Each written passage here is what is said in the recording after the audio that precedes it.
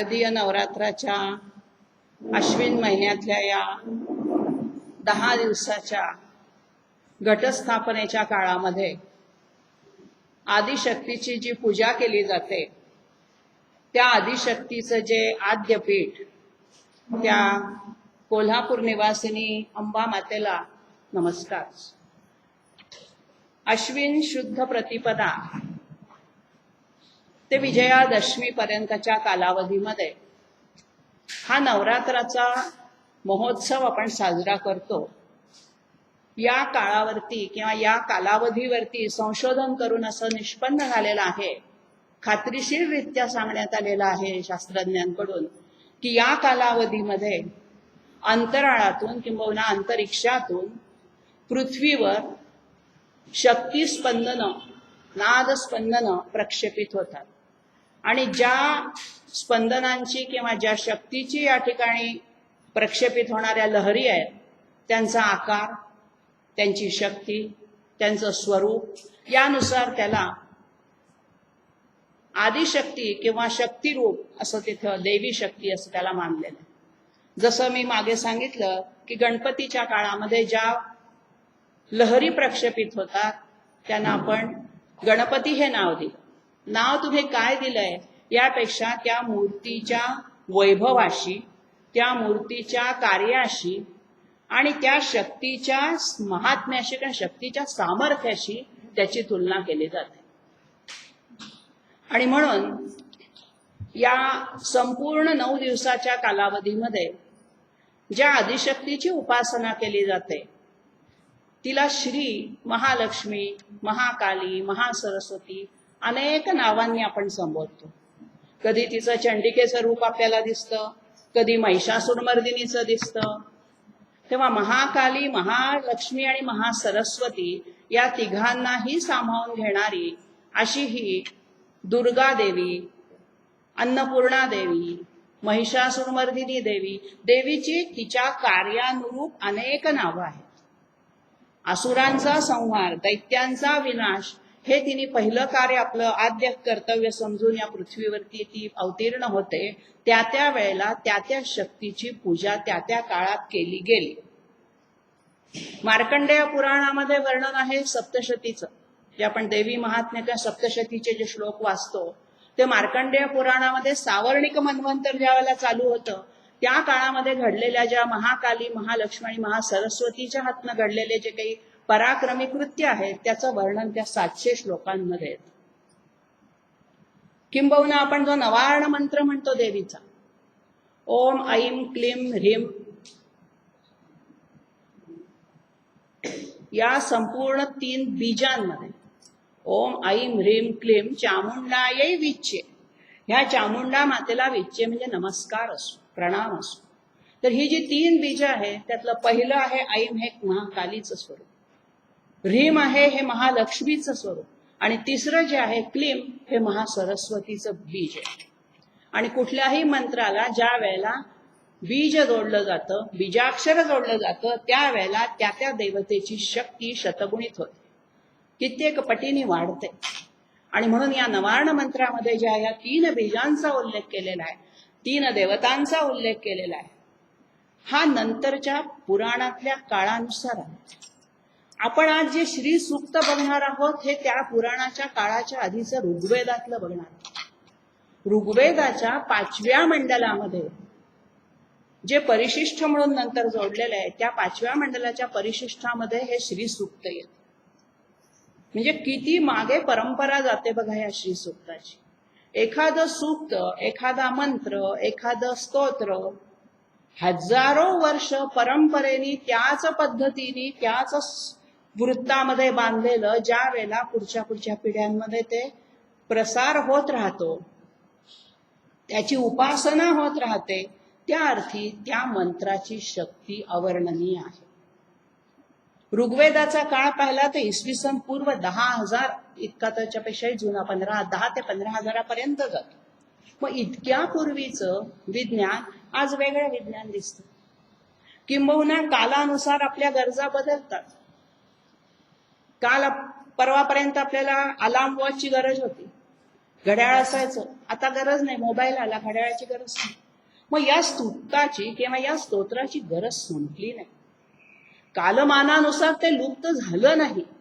किती हजारो वर्ष परंपरेनुसार सुद्धा या श्री सुक्ताची परंपरा जी जपली गेलेली आहे, त्या अर्थी त्या सुक्ताचं महात्म्य, त्या सुक्ताचं महत्व, सामर्थ्य, शक्ती अतुलनीय, अवर्णनीय, शब्दाच्या पलीकडची. आणि म्हणून आपल्या हिंदू संस्कृतीमध्ये फार पूर्वीपासून 5 शक्तींची उपासना केली जाते. एक आहे पहिली गणपतीची उपासना करणारे गणपत्य, शिवाची उपासना करतात ते शैव, विष्णूची उपासना करतात ते वैष्णव, देवीची उपासना करतात त्यांना शाक्त म्हणतात, कारण ती शक्तीची उपासना असते. आणि 5वी आहे सूर्याची उपासना, सौ. तर या सगळ्या प्रकारच्या उपासनेमध्ये जे सामर्थ्य आहे ते ऋषी मुनींनी प्रत्यक्ष अनुभवलंय. ऐकीव कथा नाही आहेत ह्या, सांगोपांगी एकाने दुसऱ्याला सांगितली, दुसऱ्याने तिसऱ्या, अशा ऐकीव नाहीये. ज्याची प्रमाण सिद्ध, अनुभव सिद्ध अशी आवृत्ती आहे, असे हे श्री सूक्तातले 15 मंत्र आहेत. नंतरचे जे म्हणतो ती फलश्रुती आहे, पुढच्या 9-10 रोजी. पण पहिले 15 श्लोक जे आहेत, हे पहिले 15 श्लोक हे 15 मंत्र आहेत. आणि मंत्रासारखं सामर्थ्य त्या 15 श्लोकांमध्ये लपलेलं आहे. आणि म्हणून त्याची ज्या छंदामध्ये रचना केली गेली, त्या छंदामध्येच ते म्हटले गेले पाहिजे. आता आपण म्हणताना पहिले 3 श्लोक अनुष्टुप वृत्तामध्ये होते, त्याला आपण अनुष्टुप वृत्ताची चाल लावली. पण नंतरची चाल जी आहे ती त्रिष्टुप छंदातली आहे, तिथे चाल बदलली पाहिजे. ते येईल त्यावेळेला मी सांगते. तेव्हा कुठल्याही सूक्ताला, कुठल्याही स्तोत्राला ऋषी असतात, देवता असते. तशी ही श्री देवता आहे. श्री म्हणजे केवळ लक्ष्मी नव्हे, त्याचा अर्थ पुढे आपण घेऊच. तेव्हा ही लक्ष्मी श्री देवता आहे. आनंद, चिकलित, कर्दम आणि इंदिरासुत असं हे 4 ऋषी होते. ज्या वेळेला समुद्र मंथनातून लक्ष्मी वर आली, त्यावेळेला या 4 ऋषींनी तिची स्तुती केली. आणि त्या स्तुतीमध्ये हे श्रीसूक्त त्यांना आळवलंय त्यांनी. आणि म्हणून या 4 ऋषींना लक्ष्मी पुत्र मानली. असं काही ते खरंच पुत्र होते का? मग त्यांचे वडील कोण? शहानिशत जाण्याची गरज नाही. पुत्र का मानलं त्यांनी? मातेप्रमाणे तिची आळवणी केली. देवीला आपण माता म्हणतो, भवानी माता, दुर्गा माता. तर ह्या मातेच्या स्वरूपामध्ये तिची त्यांनी आळवणी केली. आनंद, कर्दम, चिकलित आणि इंदिरासुत हे 4 ऋषी होते. आणि म्हणून या सुक्ताचे रचयिते हे 4 ऋषी आहेत. जसं रामायणामध्ये आपण म्हणतो बुधकौशिक ऋषी, अनुष्टुप छंद, तर इथे अनुष्टुप आहे, त्रिष्टुप आहे, जगती आहे, आणि शेवटचा श्लोक आहे तो प्रसारपंथी, मोठा श्लोक आहे. तेव्हा या 4 प्रकारच्या वृत्तांमध्ये बांधलेलं श्री देवतेचं 4 ऋषींनी गायलेलं असं हे जे श्री सूक्त आहे, त्या श्री सूक्ताचा जो विनियोग केला जातो, जपे विनियोग, महालक्ष्मी प्रीत्यर्थम जपे विनियोग असं तिथे म्हटलेलं आहे सुरुवातीला. तेव्हा या लक्ष्मीचं वर्णन, या श्रीचं वर्णन हळूहळू पुढे आपण बघताना आधी श्री या अर्थाचा किंवा या शब्दाचा अर्थ बघूया. एक अक्षर आहे श्री. आपल्याला श्री म्हटलं की फक्त संपत्ती, धन, पैसा एवढंच लक्षात येतं, कारण कलियुगामध्ये आपण त्यालाच श्री म्हणतो. परंतु श्री या शब्दाचा जर अर्थ पाहायचा असेल तर या सूक्ताच्या फलश्रुतीतली जी शेवटची रुची आहे, श्रीर्वर्चस्वम् आयुष्यम् आरोग्य मा विधा शोभमानम महीयते, तर ह्या श्लोकामध्ये त्या सगळ्या श्रीचं स्वरूप वर्णन केलं. श्री कशी? श्री ही वर्चस्व. पहिला शब्द वर्चस्व म्हणजे सत्ता. कुठली सत्ता? इथे राजसत्ता नाहीये, ज्ञानसत्ता आहे. ज्ञानाची सत्ता आहे तिची. आणि म्हणून ही श्री कशाची? जी याची ज्ञानसत्ता आहे जिची, ती अशी श्री. वर्चस्वम आयुष्यम, या आयुष्यामध्ये जीवनाची प्राणशक्ती आहे. माणूस नेहमीच दीर्घायुष्याची ती प्रार्थना करतो. का? तर या दीर्घायुष्यामध्ये मला भगवंताचं, देवीचं स्तवन करायला मिळावं, स्तुती करायला मिळावी, आराधना करायला मिळावी, माझ्या हातून काहीतरी सत्कर्म घडावं, म्हणून मी आयुष्य मागितलं. मग हे जे सत्कारणी लावणारं सात्विक आयुष्य आहे ते या आयुष्य शब्दामध्ये अपेक्षित आहे. म्हणून वर्चस्व म्हणजे ज्ञानसत्ता, आयुष्य म्हणजे सात्विक प्राणशक्ती. प्राणशक्ती प्रत्येकामध्ये आहे म्हणून आपण आयुष्य जगतो आहोत. तेव्हा या प्राणशक्तीला इथे आयुष्य शब्द वापरले. पुढचा शब्द आहे आरोग्य. हे मानसिक आणि शारीरिक दोनही प्रकारचं आरोग्य महत्वाचं आहे. नुसतं शरीर धडधाकट असून चालणार नाही, तर मन सुद्धा त्या धडधाकट शरीरामधलं भक्कम पाहिजे, सक्षम पाहिजे. म्हणून शरीर वर्चस्व आयुष्यम आरोग्यम. पुढचा शब्द आहे आविधा. आविधा म्हणजे भेदशून्य. काय? भेदशून्य, ज्याच्यामध्ये भेद नाही, दोष नाही कुठलाच, कुठल्याही प्रकारचा दोष ज्याच्यात नाही, निर्दोष अवस्था, मनाची निर्दोष अवस्था ही आविधामध्ये सूचित केलेली. आणि म्हणून या फलश्रुतीचा श्लोक असला तरी श्रीचं स्वरूप सांगणारा हा श्लोक आहे, म्हणून मी तो अधिक सांगणार. तेव्हा शरीर वर्चस्व आयुष्यमाविधा आरोग्यम शोभमानम महीयते. शोभमानमध्ये सौंदर्य अपेक्षित आहे. जसं शरीराचं सौंदर्य असतं तसं मनाचंही सौंदर्य असतं. ह्या श्रीसूक्ताचा अर्थ जितका व्यावहारिक लावला जाईल त्यापेक्षा किंबहुना त्याच्या कितीतरी पटीने पारमार्थिक आध्यात्मिक अर्थ त्यात लपलेला आहे. या श्रीसूक्तावर आक्षेप घेतला जातो, काय सोनं मागितलंय, गाई मागितल्या, धनधान्य मागितलंय, पण त्यातला लपलेला गर्भित अर्थ ज्यांच्या लक्षात येतो त्यांना कळतं की श्रीजवळ ही आळवणी का केली. तेव्हा आधी श्री शब्दाचा अर्थ कळला पाहिजे की श्री म्हणजे नुसती संपत्ती नव्हे. धनलक्ष्मी हे एक तिचे रूप आहे. पुढे धन म्हटलेलं आहे, शोभमानम महीयते, धान्यम धन, तिथे ती धनलक्ष्मी आहे. पण धान्य लक्ष्मी पण आहे, ती पुष्टी देणारी लक्ष्मी आहे. भूमी माता भूमिलक्ष्मीचं रूप आहे. परशुरामाच्या काळात ती भूलक्ष्मी आहे. आणि म्हणून अनेक रूपांमध्ये नटलेली ही देवता सगळ्याला मिळून श्री ही संवेदना, ही संज्ञा वापरली गेलेली. आणि मधलं एक राहिलंय महीयते. शोभमानम महीयते, सौंदर्य तर आहेच, पण ती महीयते म्हणजे महान पवित्र उच्च स्थानी विराजमान झालेली. आणि ज्या वेळेला असा तिचा महिमा वर्णन करला जातो किंवा महिमा आम्हाला पटतो, आमची खात्री पटते की हिचं महत्व अवर्णनीय आहे, अशा या लक्ष्मीला, अशा या श्रीला आम्ही आळवतो. आणि म्हणून श्री म्हणजे ज्ञानसत्ता, श्री म्हणजे जीवनशक्ती, प्राणशक्ती, श्री म्हणजे शरीराची मनाची निरोगिता, निरोगी अवस्था, श्री म्हणजे ऐश्वर्य संपन्नता किंवा मनाचं आणि शरीराचं सगळ्या प्रकारचं निरोगित्व, सौंदर्य, परमोच्च अवस्था, पवित्र स्थान, धान्य, धन म्हणजे दैवी संपत्ती, पशुधन आणि पुष्कळ पुत्र पौत्र संपत्ती, बहुपुत्र लाभम. हा बहुपुत्र लाभम हा त्या काळाची एक गरज होती. कारण लोकसंख्या कमी होत गेलेली होती आणि ती वाढवायची होती. सात्विक लोकांची संख्या वाढवायची होती आणि म्हणून श्रीजवळ प्रार्थना आहे की बहुपुत्र लाभम.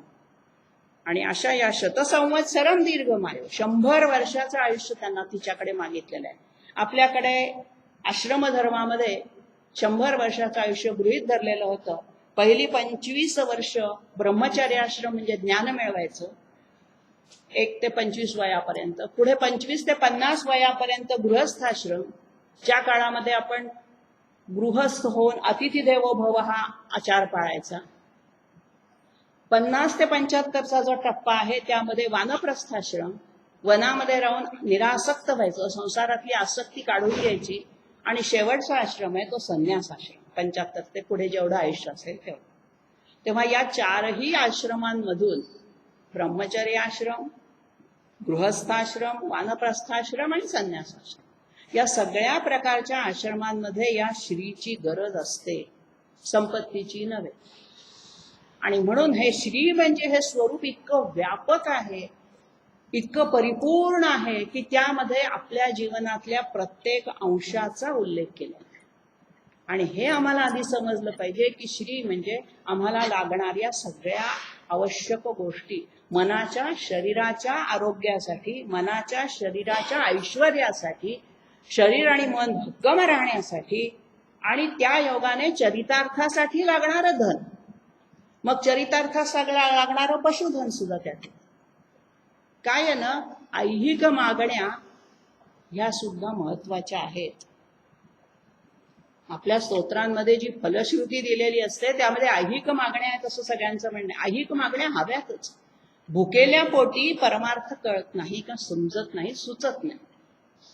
आणि ज्या वेळेला तुमच्या अन्न वस्त्र निवारा आदी प्राथमिक गरजा पूर्ण झालेल्या असतात, तुमचं चित्त मन ज्या वेळेला शांत होतं, पोट भरलेलं असतं, त्यावेळेला तुम्हाला तत्वज्ञानाचा विचार करायला फुरसत मिळते.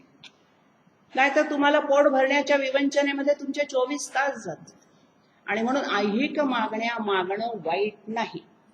ऐहिक मागण्या मागता मागता हे जे मला तू ऐश्वर्य देणार आहेस, या ऐश्वर्याचा विनियोग सत्कर्मासाठी होऊ दे, माझ्या हातून सत्कर्म होऊ दे, दानधर्म होऊ दे, माझ्या हातून सगळ्या प्रकारच्या लोकांना संतुष्ट ठेवण्यात येऊ दे, यासाठी त्याचा विनियोग कर. ही प्रार्थना महत्वाची.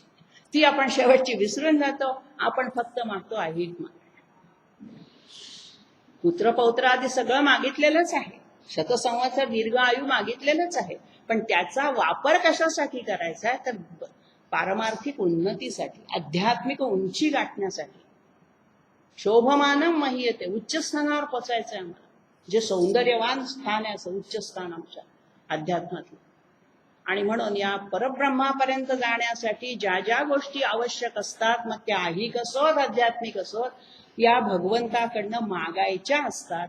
मागितल्याशिवाय भगवंत तुमची आळवणी बघतो, तुमची आर्तता बघतो. तुम्ही किती तत्परतेने मागता आहात, किती आर्ततेने तुम्ही माझी आळवणी करता आहात, हे तो बघत असतो. आणि म्हणून श्री सूक्तामध्ये केवळ ऐहिक मागण्या नसून ऐहिक मागण्यांच्या जोडीला आध्यात्मिक मागण्यांची पुष्टी दिलेली आहे. किंबहुना आध्यात्मिक मागण्या पूर्ण होण्यासाठी ज्या गरजा आवश्यक आहेत त्या गरजा आधी पूर्ण कर. तुम्ही जर एखाद्या भिक्षुकांना पाठ वाचण्यासाठी बोलवलं आणि त्याला काहीच दिलं नाही, तो काय म्हणेल, माझं चरितार्थ त्याच्यावर चालणार आहे. आपण त्यांना दक्षिणा न मागताही देतो.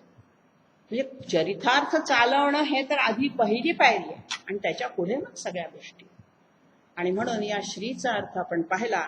या संपूर्ण श्लोकामध्ये या श्री सूक्ताची जी आळवणी केलेली आहे, श्रीमध्ये जे सगळ्यांचा अंतर्भाव केलेला आहे, असं सांगितलं जातं की या श्री सूक्ताचे जे पाठ आहेत हे 15 वेळा तरी करावेत.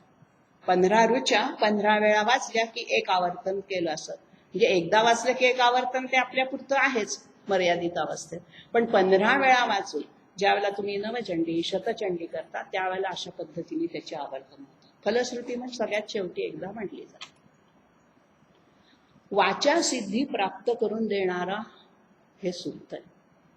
वाचा सिद्धी म्हणजे तुमच्या तोंडातून निघेल तसं घडणं. त्यासाठी फार मोठं सामर्थ्य असावं लागतं. वाचा सिद्धी अशी पटकन जमत नाही कोणाला. आपण बोलतो ते केवळ कावळा बसायला आणि फांदी तुटायला गाठ पडते, त्याला आपण वाचा सिद्धी नाही म्हणायचं. वाचा सिद्धी प्राप्त होण्यासाठी तुमची वाचा आधी सत्याधिष्ठित असावी लागते. पुढे त्याचं वर्णन येईल तेव्हा ते जास्त सांगते.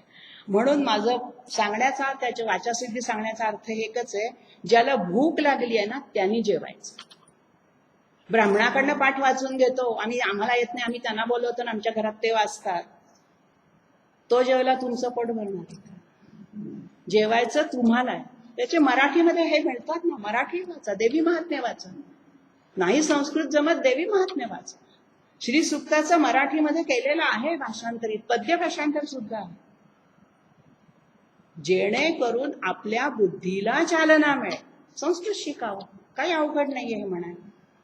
आणि म्हणून जेणेकरून आमच्या वाचेतून ते सूक्त सिद्ध होईल, वाचेद्वारे त्याची उपासना होईल. वाङ्मय उपासना असं त्याला म्हणतात. निदान या जन्मी करण्याचा प्रयत्न करूया, पुढच्या जन्मी जमेल. म्हणून प्रयत्नच करायचा नाही ही फार चुकीची गोष्ट. तेव्हा अशा या श्री सूक्ताला अतिशय महत्व वैदिक काळापासून जे दिलेलं आहे, त्या वैदिक काळामध्ये तंत्र, मंत्र आणि यंत्र या 3 प्रकाराद्वारे उपासना केली जात असते. मंत्र म्हणजे आता आपण जे श्री सूक्ताचे 15 मंत्र पाहणार आहोत ते मंत्र. तंत्र म्हणजे पूजा विधीचं तंत्र. षोडशोपचार जी पूजा केली जाते, 16 उपचार आहेत. आवाहन, आसन, अर्घ्य, आचमन, गंधलेपन, ह्या ज्या सगळ्या 16 प्रकारचे विधी आहेत त्याला तंत्र म्हटले. आणि ज्या वेळेला तंत्रयुक्त पूजा केली जाते ती पूजाविधी षोडशोपचार पूजाविधी म्हणताना प्रत्येक मंत्र 16 उपचार करताना यातले 16 मंत्र म्हटले जातात. एकेका मंत्राद्वारे एक पहिला मंत्र जो आहे श्री सूक्तातला तो आवाहनासाठी, दुसरा आहे तो आसनासाठी. तर अशा पद्धतीने ती तंत्राची पूजा आहे. तेव्हा मंत्र झालं, तंत्र झालं, शेवटी राहतं यंत्र. श्रीयंत्र आपल्याला ऐकून माहिती आहे. थोडंसं या श्रीयंत्राबद्दल सांगते. देवतेच्या जवळ जे वैभव असतं, जे सामर्थ्य असतं, तिची जी शक्ती असते ती या विश्वाच्या पसाऱ्यामध्ये कोणत्या आकारामध्ये आपल्याला दृष्टीपथास किंवा ज्ञानसंपन्नतेमध्ये आपल्याला दृग्गोचर होईल, ज्ञानचक्षुनी दिसेल, याचा ऋषीमुनींनी विचार केला. आणि म्हणून प्रत्येक देवतेचं यंत्र वेगळं आहे. गायत्री यंत्र वेगळं, श्रीयंत्र वेगळं, रामरक्षा यंत्र वेगळं. मग हे वेगवेगळे आकार का आले, कुठून आले आणि कसे आले? श्रीयंत्र म्हणलं की अशाच पद्धतीचं श्रीयंत्र कशावरून? आपण हा जो प्रतिमा बघतोय कोल्हापूरच्या अंबाबाईच्या देवळाची, हे संपूर्ण श्रीयंत्राची रचना आहे. ते देवळाचे खांबच म्हणत सगळे श्रीयंत्रारूपीच ती रचना आहे त्या संबंध मंदिराचीच. आणि त्या मंदिराच्या उजव्या दरवाजाच्या बाजूला जर तुम्ही गेला तर तिथे श्रीयंत्र पण कोरलेलं आहे. ते नंतर शंकराचार्यांनी कोरलंय. पण आद्य काळापासून कोल्हासुराला मारण्यासाठी जिनी अंबेचं रूप घेतलं ती कोल्हासूरवासिनी, कोल्हापूरवासिनी ती अंबामाता. ती श्रीयंत्रामध्ये अधिष्ठित आहे. अधिष्ठित म्हणजे स्थिर आहे. तर या श्रीयंत्राची उपासना केली जाते. 13 आवरण आहेत त्याच्यात एकात. त्याच्या केंद्रबिंदू ही महालक्ष्मी आहे. या संपूर्ण श्रीयंत्राचा जो केंद्रबिंदू आहे, मध्यबिंदू आहे, तिथे या महालक्ष्मीचं तत्व आहे, आदितत्व, शक्ती तत्व आहे. आणि या 13 आवरणांच्या द्वारे हळूहळू ती मोठी होत जात. शेवटचं आवरण आहे. या 13 आवरणामध्ये 166 देवतांचा निवास आहे. श्रीयंत्रामध्ये हे सगळं तांब्याच्या पत्र्यावर कोरलेलं असतं. तांबच का? तर तांब हा विद्युत वाहक आहे. ऊर्जा लहरींचं त्याच्यातून वहन होतं. आणि आम्ही ज्या वेळेला त्या यंत्राची पूजा करतो त्यावेळेला त्या यंत्रातली शक्ती आमच्यामध्ये संक्रमित होते. कुठल्या बोटाने देवाला गंध लावायचं तर या बोटामध्ये ती शक्ती संक्रमित करण्याचं सामर्थ्य जास्त आहे अनामिकेच्या, म्हणून त्याच्याने आपण देवाला गंध लावतो. खूप शास्त्र आहे, खूप विज्ञान आहे, सांगाल तेवढं त्याच्यामध्ये थोडं आहे. फक्त मला तंत्र, मंत्र आणि यंत्र याचा उहापोह करायचा होता. तंत्र म्हणजे पूजाविधीचं तंत्र, मंत्र म्हणजे श्री सूक्तातले मंत्र, आणि यंत्र म्हणजे श्रीयंत्र, ज्याची उपासना आजही अनेक घराघरांमध्ये केली जाते. आणि या यंत्राच्या उपासनेने जे सिद्ध होतं तेच मंत्राच्या आणि तेच तंत्राच्या. फक्त त्या ठिकाणी तुमच्या मनाची शुद्धता किती आहे याच्यावर ते अवलंबून असतं. तेव्हा या ऐश्वर्याच्या स्वामिनीचं, ऐश्वर्य सगळ्याच प्रकारचं, मनाचं, शरीराचं, हिचं वर्णन करताना हरिही ओम पासून सुरुवात केली. ही जी श्री आहे ही नुसती नको, नारायणासहित लक्ष्मी आम्हाला पाहिजे, म्हणून हरीचा उच्चार आहे. हरिही ओम. तेव्हा नुसती सुरुवात करायची नाही, हरिही ओम आधी करायचं. नारायणाला प्रथम वंदन आहे आणि मग नारायणानंतर या लक्ष्मीचं आवाहन केलेलं आहे. हरिही ओम पासून ओंकार रूपी ही श्री हरीच्या नामोच्चाराने या सूक्ताचा प्रारंभ होतोय. आणि या नारायण तत्वाला वंदन करून पुढे तिचं वर्णन केलंय. हरिही ओम हिरण्यवर्णा. या देवतेचं वर्णन कसं केलंय, तिचा रंग, वर्ण म्हणजे रंग कसा आहे तर हिरण्य म्हणजे सोन्यासारखा. संस्कृतमध्ये सोन्याला खूप शब्द आहेत. हेम, सुवर्ण, कनक, कांचन, खूप शब्द आहेत. पण प्रत्येक शब्दाच्या अर्थाच्या छटेमध्ये फरक आहे. हिरण्य याचा अर्थ शुद्ध, अग्नीत तापवून निघालेलं अतिशय शुद्ध पवित्र सोनं ते हिरण्य. आणि सुवर्ण म्हणजे ज्याला डाग लावून अलंकार बनवले ते अलंकार. सुवर्ण अलंकार सुवर्णाचे असतात, हिरण्याचे नाही. हिरण्य म्हणजे शुद्ध. शुद्ध सोन्याचे अलंकार आपण करू शकतच नाही, कारण शुद्ध सोनं असं दाबलं की दाबलं ते. आणि म्हणून अलंकार करताना त्यात तांब्याची म्हणा, चांदी, कशाची तरी आपण थोडेसे डाग देतोच, पडतात, म्हणजे घालावे लागतात त्याच्यात. तेव्हा सुवर्ण आणि हिरण्य यातला फरक हे श्री सूक्त शिकताना का लक्षात घ्यायचा तर हिरण्यासारखं आपलं मन विशुद्ध शुद्ध ताऊन सुलाखून उपासनेद्वारे निघालेलं असलं पाहिजे. म्हणून हिरण्याची मागणी. सोनं नाही मागितलेलं नसतं. सुवर्ण तर ती देतेच आहे आम्हाला. अलंकार सगळे तिन्ही स्वतः परिधान केले, ती आम्हालाही देणारे अलंकार. पण त्या अलंकाराच्या पलीकडे जाऊन आम्हाला काय पाहिजे, तर सोन्यासारखं शुद्ध मन पाहिजे, चित्त पाहिजे. आणि म्हणून हिरण्यवर्णामध्ये हिरण्य शब्दाचा अर्थ आहे लखलखलाणं, तेजस्वी, दैदिप्यमान, अग्नीतून नुकतं बाहेर काढलेलं जे सोनं असतं त्याला हिरण्य म्हटलं. आणि ती मनाची विशुद्ध अवस्था. आध्यात्मिक दृष्ट्या या हिरण्य शब्दाचा अर्थ आहे मनाची विशुद्ध अवस्था. म्हणून हिरण्यवर्णाम पुढचं विशेषण लाव. ही सगळी विशेषण आहे श्रीदेवीची. हरिणीम, हरणीसारखी ती चपळ आहे, चंचल आहे. श्रीदेवी सुद्धा हरणीसारखी चपल आहे. सुवर्ण रजत स्रजा, स्रजा म्हणजे माळ, माळ माळा गळ्यात घालते ती स्रजा. सृज म्हणजे ओवणं, जे ओवून तयार केली जाते ती स्रजा म्हणजे माळ. कशाच्या माळा घेतल्यात? सुवर्ण आणि रजत म्हणजे चांदी. सोन्या चांदीच्या माळा हिने आपल्या गळ्यामध्ये परिधान केलेल्या आहेत. आणखीन कशी आहे ती? चंद्राम हिरणमयीम लक्ष्मी. हिरणमयी तर आहेच, परंतु ती हिरणमयी असून सुद्धा कशी आहे? चंद्राम, चंद्रासारखी. चंद्राचे गुण काय आहेत? शीतलता, आल्हाददायकता. मग ही लक्ष्मी एकीकडे आल्हाददायक आहे, शीतलता देणारी आहे, आणि पुढे एका ठिकाणी म्हणलंय सूर्याम हिरणमयी, ती सूर्यासारखी तळपती पण आहे. आई असते ना, आईचं रूप. लेकरांना बरं नसलं की ती किती प्रेमळ होते, आणि ते त्याच लेकराला वळण लावण्यासाठी, संस्कार करण्यासाठी ती कशी कठोर बनते. दोन्हीची रूप आईमध्येच आहे. मग आई म्हणलं की फक्त मारणारी कठोर आईच आपल्या डोळ्यापुढे येते का? नाही, प्रेमळता पण तिचे. तसं या श्रीमातेचे, देवीचे.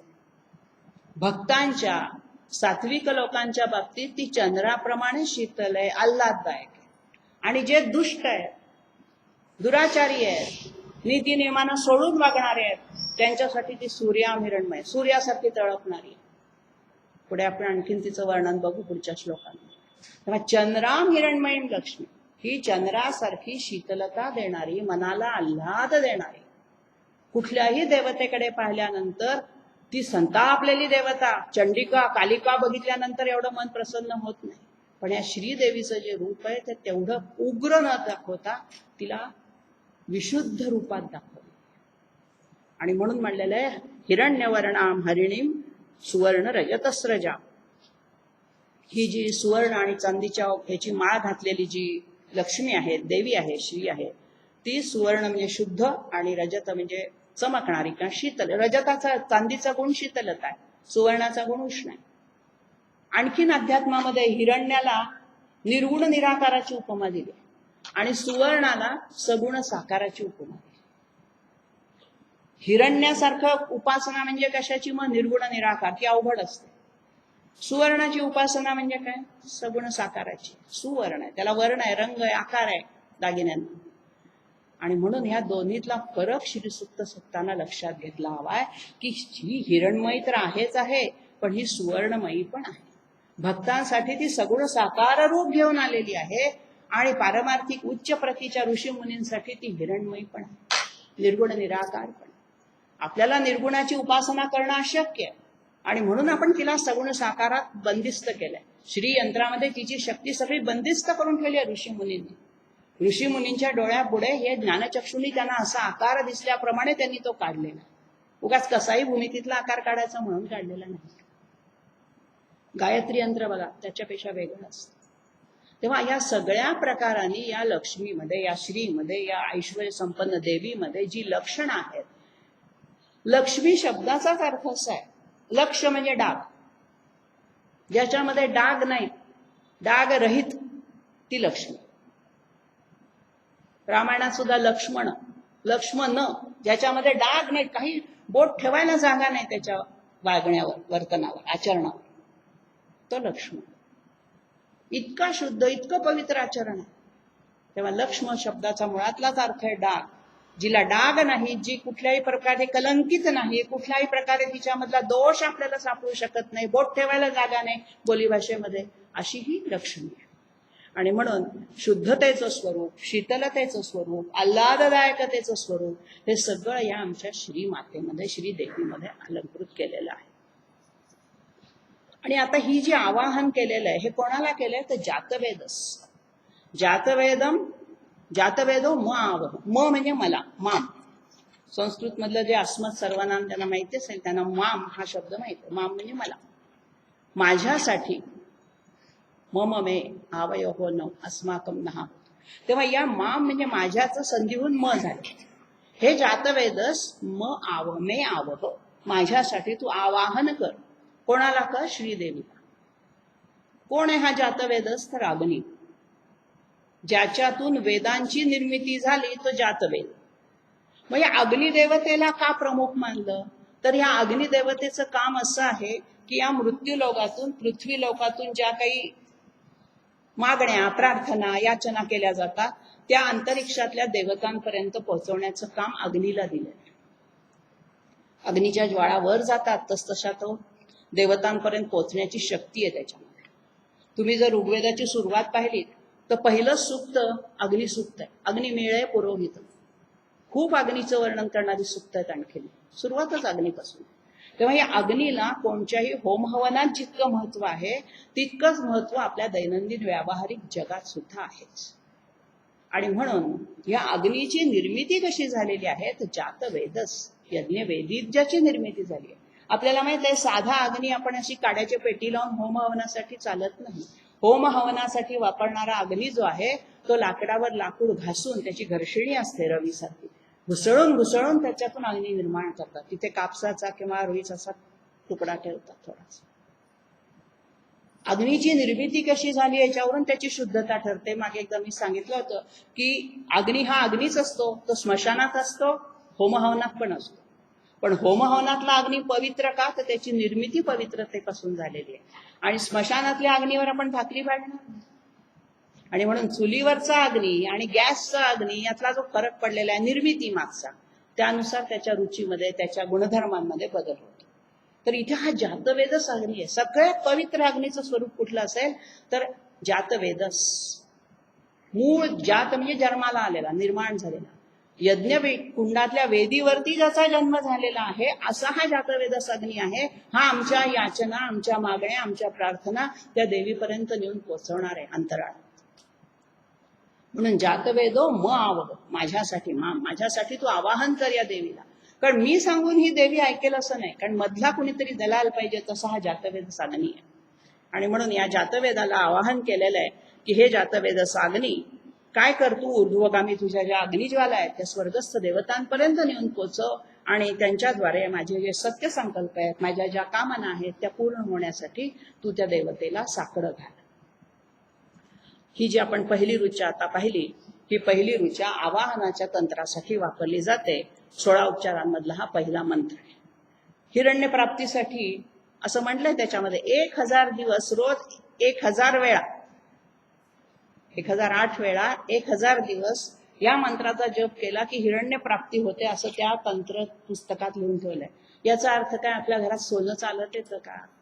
इथे हिरण्याचा अर्थ तुमचं मन विशुद्ध. नक्कीच होईल. एवढ्या वेळा या आवाहनाचं, जातवेदसाचं आवाहन आहे, वाया जाणारं नाहीये. आणि तुमच्या मनाची विशुद्धी इतकी होईल, तुमचं शुद्ध मन, हिरण्यासारखं शुद्ध मन तुम्हाला प्राप्त झाल्यानंतर तुम्ही त्या ऐहिक सोन्याच्या, सुवर्णाच्या लोभात पडणारच नाही. मायामोहातून नकळत बाहेर ओढले जा. आणि म्हणून आमच्याकडे तंत्र विद्या जी आहे, श्री नावाची विद्या पण आहे, श्री विद्या. त्याच्यातल्या 15 ऋचाच या श्लोकात सुक्तातल्या 15 ऋचा वापरल्या जातात. या 15 ऋचांचं बीजाक्षर त्या श्री विद्येत वापरलेलं. तो एक वेगळा विषय आहे, त्याच्यावर फार बोलायला वेगळं लागतं. तेव्हा ही श्री विद्या असो, श्री यंत्र असो, श्री सूक्त असो, सगळ्यामधली जी श्री आहे ती आमचं मंगल करणारी, आम्हाला पवित्र करणारी, आमचं सुख समृद्धी ऐश्वर्य संपन्नता आम्हाला प्रदान करणारी अशी ही श्रीदेवी आहे, केवळ धनलक्ष्मी नाही. दुसऱ्या श्लोकात मंत्राकडे वळूया, तोही अनुष्ठुप वृत्तातलाच आहे. छंद त्याचा तोच आहे. ताम ताम आवह जात वेदो. परत मागच्या श्लोकातली मागच्या रुचेतली जी शेवट आहे जात वेदो म आव, त्यांनीच पुन्हा सुरुवात केली आहे. ताम म आव जात वेदो. हे अग्निदेवते मी पुन्हा पुन्हा तुला सांगतोय. जसं आपण म्हणतो ना त्रिवार सत्य बोलतो, तसं 3 वेळा म्हणतो, तसं ह्याला जातवेदाला 3 वेळा तो सांगतोय की जातवेदो म आवह, माझ्यासाठी तिला आवाहन कर. काय कर? लक्ष्मी. कशी ती? अनपगामिनी. अनअपगामिन. गामीन म्हणजे जाणार, अप म्हणजे दूर, अपगामीन म्हणजे दूर जाणार. अनअपगामीन, जी दूर जाणार नाही, जी आम्हाला सोडून जाणार नाही, जिला जाण्याचा रस्ताच ठाऊक नाही, जी एकदा आली की आमच्याकडे स्थिर होईल, ती लक्ष्मी अनपगामी. आणि म्हणून श्री सूक्तामध्ये कोणत्या लक्ष्मीला आवाहन आहे? जी अनपगामी आहे, परत जाणार नाही, एकदा आली की तुमच्याजवळ स्थिर होईल. मग लक्ष्मी तुमच्याकडे स्थिर होण्यासाठी ती चांगल्या मार्गाने आली तरच होणार. तिचा येण्याचा मार्ग जर चांगला असेल तर तिचा जाण्याचा मार्ग तिला नकोच. ती तुम्हाला मनाचं ऐश्वर्य देणार आहे, चित्ताचं शुद्धता देणार आहे. आणि म्हणून या अशा अनपगामी लक्ष्मीला माझ्यासाठी आवाहन कर, ही पुन्हा जातवेदाला प्रार्थना या दुसऱ्या मंत्रामध्ये केलेली आहे. ताम आवह जातवेदो लक्ष्मीम अनपगामिनी. या स्थिर लक्ष्मीला, अनपगामींचा थोडक्यात आपण अर्थ करूया स्थिर लक्ष्मी. आणखीन काय आहे त्याच्यामध्ये? यस्याम हिरण्यम विंदेयम गामश्वम पुरुषानहम. ऐहिक मागण्या आहेत. गाम म्हणजे गाई, अश्व म्हणजे घोडे. अहम विंदेयम, क्रियापद आहे विंदेयम म्हणजे मी मिळवेन. काय मिळवेन मी? हिरण्यम, गाम, अश्वम आणि पुरुषान. पुरुषान अधिक अहम संधी केलाय, पुरुषानहम. अहम म्हणजे मी, अहम विंदेयम मला मिळेल, मला मिळवीन मी. कसं मिळवेन? या देवीच्या आवाहनाद्वारे मिळेल, देवीला साकडं घालून मिळतं. पुरुष शब्दाचा इथे जो अर्थ केलाय तो दास दासी असा अर्थ केलाय. काही वेळेला जे तुमचं 4 पुरुषार्थाचा ऐश्वर्य आहे तो सुद्धा अर्थ इथे आध्यात्मिक दृष्ट्या घेताय. तेव्हा यस्या म्हणजे जिच्यापासून, ज्या लक्ष्मी श्रीदेवीपासून मला हिरण्य मिळेल, गाई, घोडे, दास दासी ह्या सगळ्या व्यावहारिक अर्थाने ही स्थिर लक्ष्मी माझ्याजवळ राहील, किंवा या लक्ष्मीला माझ्या ठिकाणी स्थिर राहण्यासाठी आवश्यक असणारे पुरुषार्थ माझ्यामध्ये असतील. आणि म्हणून ताम आवह जात वेदो लक्ष्मी अनपगामिनी यस्याम हिरण्यम विंदेयम गाम अश्वम पुरुषानहम. 3रा मंत्र सुद्धा अनुष्टुप छंदातलाच आहे. अश्वपूर्वाम रथमध्याम हस्तिनाद प्रबोधिनी. ही जी लक्ष्मी आपल्याकडे येणार आहे, जी श्री आपल्याकडे श्रीयुक्त नारायणयुक्त लक्ष्मी आपल्याकडे येणार आहे, ही सन्मार्गाने आली तरच ती आपल्याकडे स्थिर राहणार आहे. आणि म्हणून इथे काय म्हणलेलं आहे? हस्तिनाद प्रबोधिनी. गजलक्ष्मीचं वर्णन आपण वाचलेलं आहे, ऐकलेलं आहे. ही जी गजलक्ष्मी असते ही लक्ष्मीमध्ये असते आणि दोन्ही बाजूनी हत्ती त्या तलावातलं सरोवरातलं पाणी आपल्या सोंडेनी तिच्यावरती अभिषेक करत असते. म्हणजे हत्ती हा लक्ष्मीचं आवडतं प्राणी आहे. हत्ती ह्या तिची उपासना करतो, तिच्यावर सतत जलाभिषेक करतो. मग या हत्तींचा जो नाद आहे, आवाज आहे, हत्तीचा जो रव आवाज आहे हा अतिशय सूक्ष्म लहरींचा असतो, ज्याला आपण डेसिबल म्हणतो. विशिष्ट डेसिबलच्या खालचे स्वर आपल्याला ऐकू येत नाहीत आणि वरचे पण ऐकू येत नाही. तर आपल्याला ऐकू न येणारे असे काही कमी लहरींचे असे स्वर हे हत्ती चित्कार काढत असतात.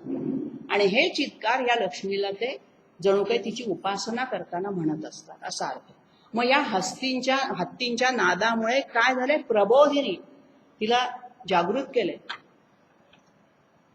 जणू काही ती सुप्तावस्थेत होती, तिला जाग करण्याचं काम हत्तींच्या आवाजाने केलेलं आहे.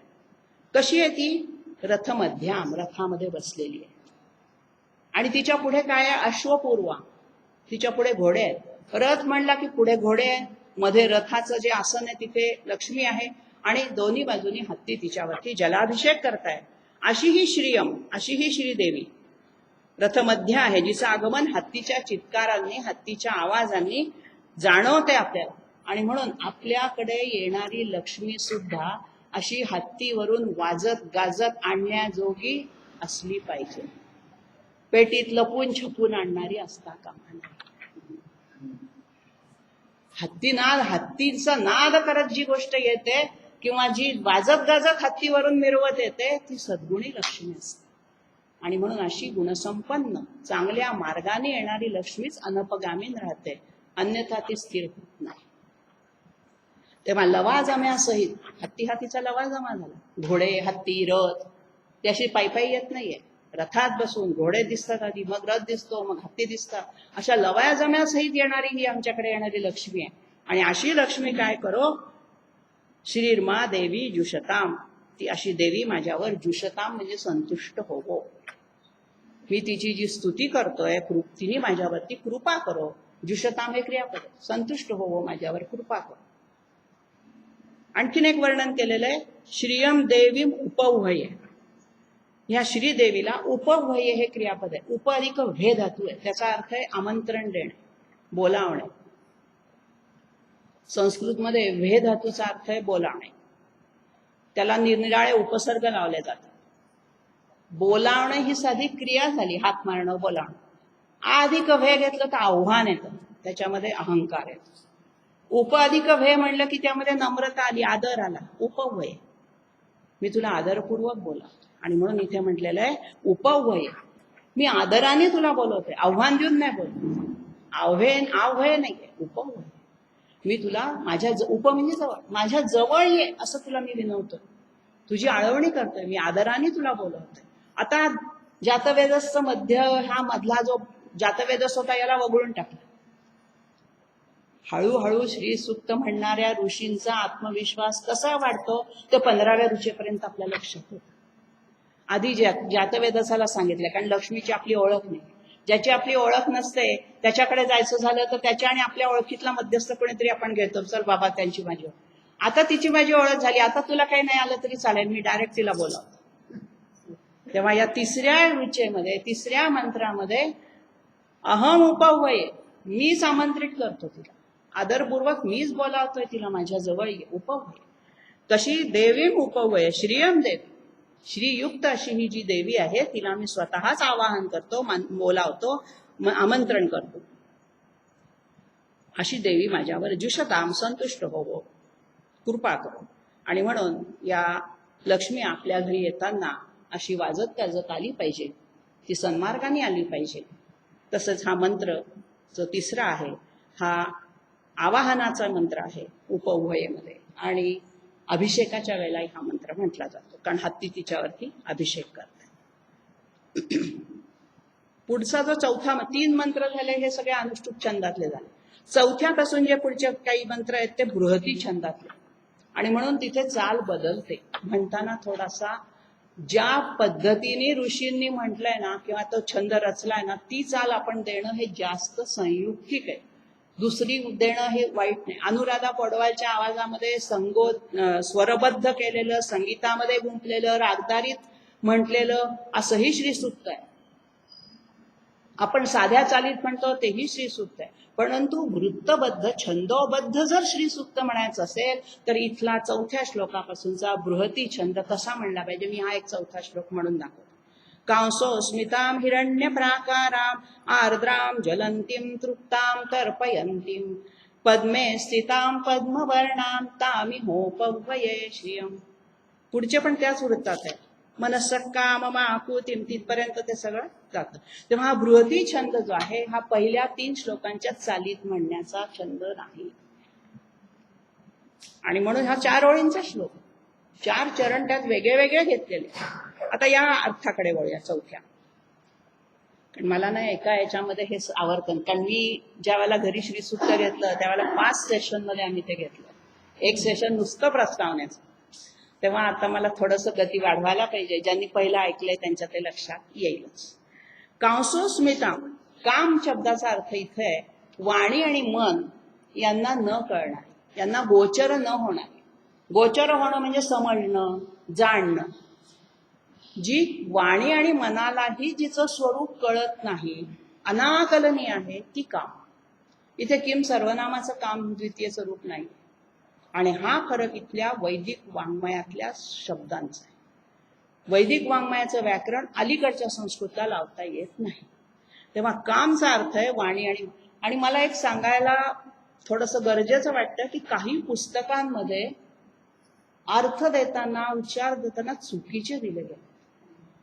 आता या पुस्तकामध्ये कामचा अर्थ दिलाय वाणी आणि मनाला गोचर होणारी समजणारी, एकदम वेगळा. न समजणारी हा महत्वाचा आहे, कारण पुढे तिचं रूप आहे ना, पुढच्या शब्दांमध्येच तिचं कळते कशी येते ती. तेव्हा काम म्हणजे वाणी आणि मनाला तिचं स्वरूप अनाकलनीय आहे, समजत नाहीये, पटकन लक्षात येत नाहीये, आपल्या मनालाही कळत नाही. वाणीतून शब्दात तिचं वर्णनच शब्दात येत आहे, ते वर्णन करायला तिचे शब्दच कमी पडतील असं तिचं स्वरूप आहे. म्हणून कांसोस्मिताम, सस्मित आहे ती, हसतमुख आहे. श्रीदेवीचं जे स्वरूप आहे ते हसतमुख आहे, तृप्त आहे ती, आणि त्यामुळे ती हसतमुख असते सदैव. जी माणसं तृप्त असतात ती हसतमुख असतात. हिरण्य प्राकारा, प्राकार म्हणजे कुंपण, शब्दशः अर्थ घेतला तर जिनी स्वतः भोवती एक प्रकारचा प्राकार निर्माण केलाय. गाभारा असा सुद्धा त्याचा अध्यात्मक अर्थ आहे प्राकार. तर ह्या हिरण्य प्राकारामध्ये ती वसलेली आहे. तिने आपल्या भोवती जो आकार गाभारा घेतलेला आहे तो सुद्धा हिरण्यासारखा विशुद्ध आहे, शुद्ध आहे. सोन्याचा तर आहेच आहे, पण ते सोनं शुद्ध सोनं आहे. आणि म्हणून अकलंकित, ज्याच्यामध्ये कुठलाही डाग नाही, असं जे सोन्याचा आकार आहे, हा प्राकार जे आहे, हे आवरण जे आहे, हे कुंपण जे आहे, हा गाभारा जो आहे, हा हिचा सुवर्णाचा हिरण्याचा आहे. हिरण्य प्राकारा. आर्द्राम, लक्ष्मीचा जन्म जो झालाय तो क्षीरसागरातून झालाय, त्यामुळे पाण्यातून आल्यामुळे ती आर्द्र म्हणजे ओली आहेच, हा साधा अर्थ झाला. आणि आर्द्र शब्दाचा आध्यात्मिक अर्थ असा लावला जातो की जी मनाने प्रेमळ आहे, आर्द्र आहे, दयार्द्र आहे. दयार्द्र मध्ये दया करणारी, जिचं अंतःकरणामध्ये माया आहे, प्रेमाचा ओलावा आहे, अशी ती आर्द्र आहे. आणखीन आर्द्रा नक्षत्रावरही तिचा जन्म झालेला आहे. तिन्ही प्रकाराने अर्थ लावतो. जसं आपण ज्येष्ठा गौरी गौरी गौरी गणपतीतल्या गौरी ज्येष्ठा नक्षत्रावर येतात, प्रत्येक वेळेचं नक्षत्र बदलतं, तर इथलं आर्द्रा नक्षत्रावरती ही श्रीदेवीची जन्म झालेला. आणि म्हणून आर्द्राम. तृप्ताम, मग अशीच म्हणतो ती तृप्त आहे, वखवकलेली नाही. असुरांचा विनाश करताना भलेही तिने वखवकलेलं किंवा असं संतापलेलं रूप घेऊ दे, पण भक्तांसाठी तिचं रूप कसं आहे, तृप्त, शांत, सस्मित आहे, हसतमुख आहे. तृप्ताम तर्पयंती, स्वतः तृप्त आहेच पण दुसऱ्यांनाही तर्पयंती म्हणजे तृप्त करणारी आहे. भक्तांचं मनोरथ जाणून घेऊन त्यांच्या कामना पूर्ण करणारी, असा त्या तर्पयंतीचा अर्थ निघतो. पद्मे स्थिता, कमळामध्ये बसले. संस्कृतमध्ये पद्म शब्दाचा अर्थ आहे रक्तकमळ म्हणजे लाल रंगाचा. कमळ या अर्थाने अनेक शब्द आहेत, पण प्रत्येक शब्दाच्या रंगाच्या छटेत फरक आहे. तुम्ही जर उत्पल शब्द घेतला तर त्याचा अर्थही संस्कृतच्या डिक्शनरीत कमळच निघतो, पण नील कमळ, निळ्या रंगाच्या कमळाला उत्पल म्हणायचं. सरोज म्हटलं तर सूर्यविकासी कमळ आहे, जे सूर्यकिरणांनी विकसित होतं ते सरोज. दिवसा उमलतं, रात्री पुन्हा पाकळ्या मिळतात. पद्म म्हणजे रक्तकमळ, उत्पल म्हणजे नीलकमल, सरोज म्हणजे सूर्यविकासी कमळ, कुमुद म्हणजे चंद्रकमळ.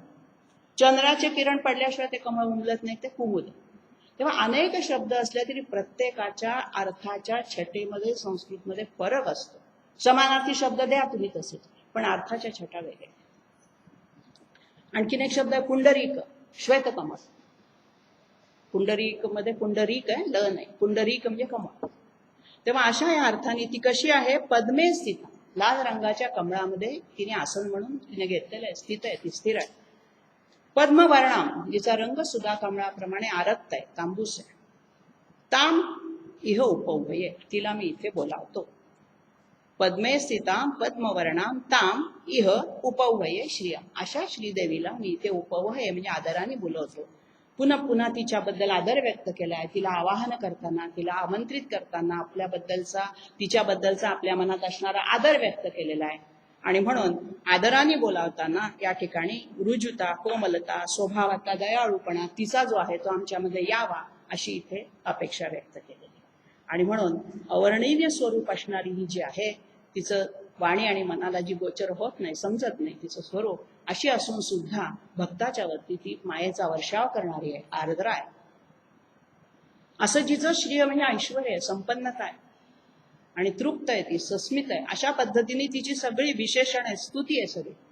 श्री सुक्तामध्ये श्रीदेवीची सगळी स्तुती केलेली आहे, त्यामुळे सगळी विशेषण आहेत तिची. ती कशी कशी आहे, कशी कशी आम्हाला भावते आहे, आणि मग हळूहळू आम्हाला तिचं शुद्ध स्वरूप कसं कसं आकलनात येत आहे, अशा पद्धतीने पुढे जाऊ. पाचवा जो मंत्र आहे तो पुन्हा त्रिष्टुप छंदातला आहे. मागचा बृहती छंदातला होता, आता हा त्रिष्टुप छंदातला आहे. चंद्राम प्रभासाम यशसा ज्वलंती श्रियम लोके देव जुष्टाम उदा. ती चंद्राप्रमाणे तर प्रभा जिची कांती आहेच, प्रभासाम म्हणजे कांतिमान, ही जी चंद्राप्रमाणे शीतलता असणारी आहे ही कशी आहे? यशसा ज्वलंतीम. या ज्वलंतीम मध्ये लखलखणं असा अर्थ आहे. ज्वलनशीलतेचा अर्थ नाही. ज्वलंत आपण म्हणतो ना, काय त्यांचं प्रखर जाज्वल्य बाबा, त्यांच्यात तेज काय आहे, केवढं कर्तृत्व आहे त्यांचं. तशा अर्थाने ज्वलंती म्हणजे तिचं जे कार्य आहे ते अतिशय दैदिप्यमान आहे. आपले डोळे दिपवून टाकणारं कार्य आहे त्या श्रीदेवीचं. आणि म्हणून अशा या यशसा, कीर्तीमुळे, यशस म्हणजे संस्कृतमध्ये कीर्ती, यश आणि अपयश मधला यश नव्हे, यश म्हणजे सिद्धी किंवा सफलता नव्हे, तर यश शब्दाचा संस्कृतचा अर्थ आहे कीर्ती. तर ती कीर्तीमुळे कशी झालेली आहे? तर चंद्राप्रमाणे जिची प्रभा आहे, जिचं तेज आहे, ती कीर्तीमुळे लखलखती आहे. आणि अशी त्रिभुवनात जी कीर्ती पसरलेली आहे, अशा अर्थाने तिला यशसा ज्वलंती म्हटलं. श्रियम लोके, या मृत्यू लोकामध्ये मी तिला, या श्रीदेवीला कशी येते आणखीन? देवजुष्टाम, देवांनी जिची उपासना केली आहे, स्तुती केली आहे. जुष्टा म्हणजे स्तुती केलेली आहे, जिची उपासना केली आहे, जिची आळवणी केली आहे. इंद्रादी देवांनी सुद्धा जिची आळवणी केलेली आहे, अशी ही श्री माता किंवा देवी, जिची सेवा आराधना देव करतात, कशी आहे ती? उदार आहे, औदार्याने युक्त. या संपत्तीमध्ये, या श्रीयुक्त लक्ष्मीमध्ये औदार्य आहे. कारण दान धर्म हा या श्रीचा अतिशय महत्वाचा गुण ती आपल्याला सांगते घ्यायला. संस्कृतमध्ये असा एक सुभाषित आहे, दानम भोगो नाशा तिसरो गतयो भवंती वित्तस्य यो न ददाति न भुंक्ते तस्य तृतीया गती. एक तर त्या संपत्तीचा उपभोग घ्या, भोगम, नाही तर दानधर्म करा, अन्यथा ती नाश पावते.